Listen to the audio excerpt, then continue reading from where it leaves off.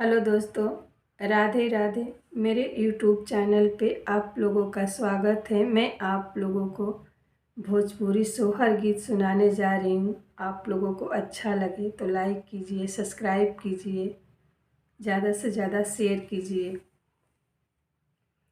ताक ताक ए होरिलवा तो हर मौसी आवेली। ताक ताक ए होरिलवा तो हर मौसी आवेली।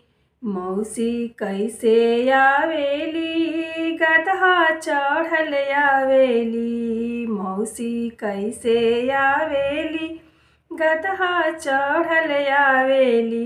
आपन गोरे गोरे गालावा छुआवत आवेली। आपन गोरे गोरे गालावा छुआवत आवेली।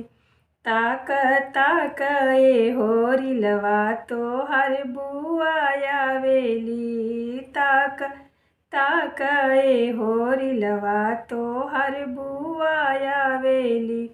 बुआ कैसे आवेली, सोहर गावत आवेली। बुआ कैसे आवेली, सोहर गावत आवेली। अपना हाथ के कंगनवा लुटावत आवेली। अपना हाथ के कंगनवा लुटावत आवेली। ताक ताक ए होरिलवा तो हर नानी आवेली। ताक ताक ए होरिलवा तो हर नानी आवेली।